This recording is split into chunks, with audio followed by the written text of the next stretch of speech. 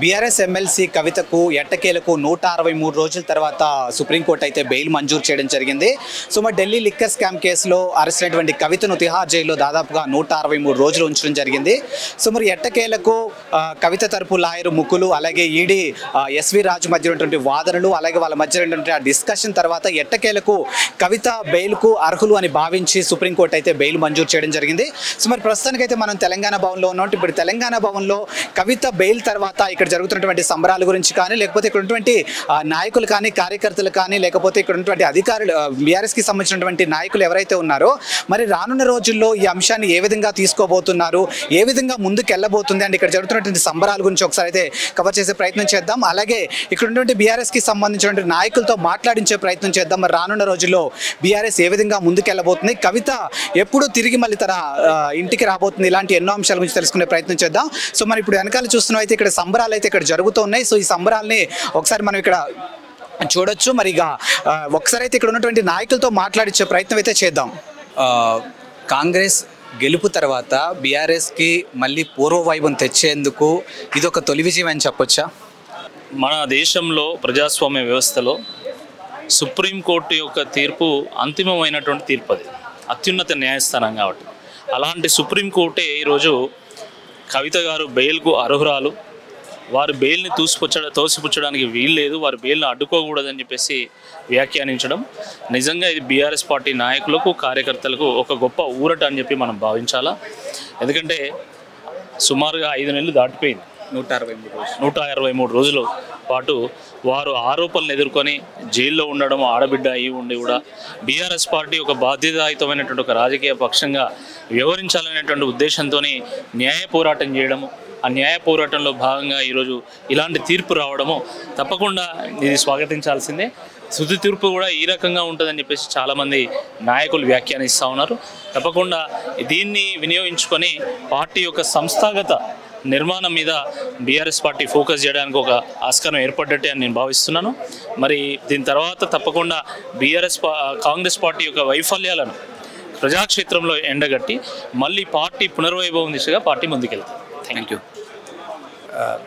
దాదాపుగా 163 రోజుల తర్వాత కవితకు బెయిల్ మంజూరైంది. సో మరి ప్రస్తుతానికైతే మనం తెలంగాణ భవన్లో ఉన్నాము. సో మరి ఇక్కడ ఏ విధంగా జరుగుతున్నాయి అంటే ఇక్కడ సంబరాలు ఏ విధంగా జరుగుతున్నాయి, అలాగే రానున్న రోజుల్లో బీఆర్ఎస్ ఏ విధంగా ముందుకెళ్తుందో తెలుసుకునే ప్రయత్నం చేద్దాం.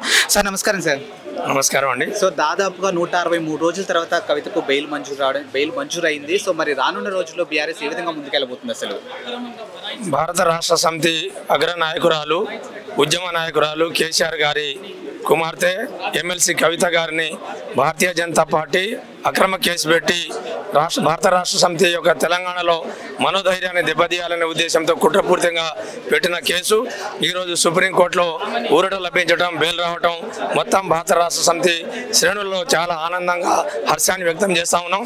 రానున్న రోజుల్లో ఉద్యమ కాలంలో ఏ రకంగానైతే పనిచేసినామో అంతకంటే రెట్టింపు ఉత్సాహంతో భారత రాష్ట్ర సమితి ఇటు కాంగ్రెస్కి వ్యతిరేకంగా అటు భారతీయ జనతా పార్టీకి వ్యతిరేకంగా తప్పకుండా మా యొక్క ఉద్యమాన్ని కొనసాగిస్తామని సందర్భంగా హర్షాన్ని వ్యక్తం చేస్తా ఉన్నాను.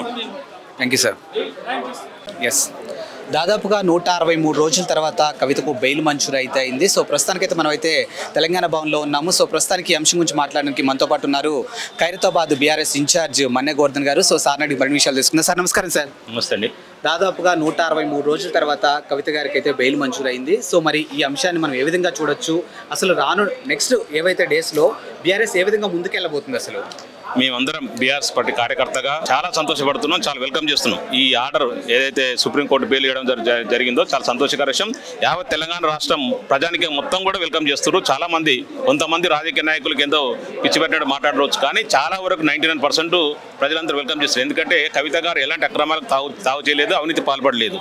కావాలని చెప్పి రాజకీయ కక్ష సాధింపుతోటి ఇలాంటి చర్యలు చేపట్టడం జరిగింది బీజేపీ పార్టీ కావాలని చెప్పి కవిత గారిని జైల్లో పెట్టడం జరిగింది. అది అందరూ తెలిసిన విషయమే. కానీ సుప్రీంకోర్టు దాదాపు 163 రోజులు దాటిన తర్వాత అయినా సరే సుప్రీంకోర్టు నిజాలు తెలుసుకొని ఈరోజు బెయిల్ ఇవ్వడం జరిగింది. చాలా సంతోషకర విషయం. రాబోయే రోజుల్లో ఖచ్చితంగా అంటే ఏదైతే బీజేపీ పార్టీ బీఆర్ఎస్ పార్టీ తొక్కేయాలని చెప్పి లేదా కేసీఆర్ గారిని అస్థిరపరచాలని చెప్పేసి కేసీఆర్ గారిని తెలంగాణ వాదన లేకుండా చేయాలని చెప్పేసి ఏదో పగటి కళ్ళగా బీజేపీ పార్టీ కన్నదో అది ఖచ్చితంగా పటాపంచలు అయిపోయింది. ఖచ్చితంగా కూడా రాబోయే రోజుల్లో బీఆర్ఎస్ పార్టీకి మంచి రోజులు వస్తాయి. బీఆర్ఎస్ పార్టీ రాబోయే రోజుల్లో రోజుల్లో ఖచ్చితంగా అధికారంలోకి వస్తుంది. అప్పుడు కానీ ఉంటుంది వీళ్ళందరికీ. కానీ ఇలాంటి అక్రమాలు ఏదో రాజకీయంగా ఎదుర్కోవాలి, కానీ ఇలాంటి అక్రమ కేసులు పెట్టేసి సంతోషపడడం లేదా టెంపరీగా సంతోషపడడం అయితే కరెక్ట్ కాదు. ఇది ఖచ్చితంగా కూడా అది మేము యావత్ తెలంగాణ ప్రజలకు అందరూ కూడా తెలుసు ఇదంతా అక్రమ కేసు అని చెప్పేసి. బీజేపీ వాళ్ళు కావాలని కేసు పెట్టిన కేసు ఇది. ఖచ్చితంగా కూడా రాబోయే రోజులలో ఇలాంటి కుట్రల్ని కుతంత్రాలు ఖచ్చితంగా బీఆర్ఎస్ పార్టీ ఎదుర్కొంటుంది. కేసీఆర్ గారు ఎక్కడ కూడా ఎవరికి కూడా ఇట్లాంటి అక్రమ కేసులు ఎన్నో ఉన్నాయి. గత పార్టీ పెట్టి 10-20 సంవత్సరాలలో ఎన్నో అవకతవకలు జరిగినాయి, అవమానాలు జరిగినాయి. పార్టీని ఏదో విధంగా తొక్కేయాలని చెప్పి చాలా మంది గతంలో వైఎస్ రాజశేఖర నుంచి చంద్రబాబు నాయుడు కానీ అందరూ కూడా చేయడం జరిగింది. ఎప్పుడు కూడా పార్టీకి ఇక్కడ అవకతవకలు కేసీఆర్ గారు ఎప్పుడు ఎవరికి లొంగలేదు. కానీ రాబోయే రోజుల్లో ఎంత డబుల్ డిజిట్ తోటి మంచిగా పరిపాలిస్తారు, ఇంకా మంచి సంతోషంగా తెలంగాణ ప్రజలు కాపాడుకుంటారు. Thank you sir. చాలా సంతోషంగా ఉంది ఈరోజు కవితకు బెయిల్ రావడం. ఎందుకంటే ఇదే న్యాయం అని చెప్పి అందరికీ తెలుసుకోవాలి. ఎందుకంటే కేసీఆర్ గారిని తట్టుకోలేక ఈరోజు ప్రభుత్వం కవితక్క మీద ఎన్నో ఈడీ కేసులని, సిబిఐ కేసులని, అవి అని ఇవి అని చెప్పి కుట్ర చేసింది. ఆ కుట్రకి ఈరోజు సుప్రీంకోర్టు న్యాయంగా తీర్పిచ్చింది కవితక్క గురించి. ఎందుకంటే కవితక్క దేంట్లో లేదు అని చెప్పి తెలుస్తుంది. ఇక ముందు కూడా కవితక్క సుప్రీంకోర్టు నుంచి వచ్చే ఏదైతే రాబోతుందో తీర్పు, అది కూడా కడిగిన ఆనిముత్యంలో కవితక్క బయటపడుతుందని చెప్పి మేము మనస్ఫూర్తిగా కోరుతున్నాం. థ్యాంక్ యూ అండి. కవితకి సంబంధించినటువంటి జాగృతి టీంకి సంబంధించినటువంటి స్వప్న గారు మనతో ఉన్నారు. సో మరి మ్యామ్ని అడిగి మరిన్ని విషయాలు తెలుసుకుందాం. అమ్మ చెప్పండి, 163 రోజుల తర్వాత కవితకు బెయిల్ రావడం జరిగింది. సో మరి ఒక ఆడపడుచుకి దాదాపుగా 163 రోజులు జైల్లో ఉన్నారు. సో తిరిగి మళ్ళీ తన సొంత ఇంటికి రాబోతున్నారు 163 రోజుల తర్వాత. మరి ఈ అంశాన్ని ఏ విధంగా చూడొచ్చు? మాకు చాలా సంతోషంగా ఉందండి. ఇన్ని రోజులు ఒక ఆడబిడ్డను జైల్లో పెట్టడం అంటే అది ఎంతవరకు సాధ్యము. అందుకని అందరినీ తిప్పుకొట్టి దేవుడు మాకు ఒక న్యాయం చేసిండు. మా అక్క బతుకమ్మ మూమెంట్లో మళ్ళీ వస్తుంది. మేమందరం అక్కతో కలిసి బతుకమ్మ ఆడతాము. బోనాలు అప్పుడే వస్తుంది అనుకున్నాము. మేము చాలా బాధపడ్డాము అప్పుడు అక్క రాకపోతే. అక్క లేని లోటు అయితే మాకు ఇన్ని రోజులు చాలా బాధ ఉండే. ఇప్పుడు ఎంత హ్యాపీగా ఉన్నాము. మా అందరు వస్తున్నారు, మా టీం అంతా అందరం కలిసి సంబరాలు చేసుకోబోతున్నాము. అందరం చాలా సంతోషంగా ఉన్నాము. బాగా అనిపిస్తుంది. అంటే ఎప్పటికీ న్యాయమే గెలుస్తుంది. Thank you.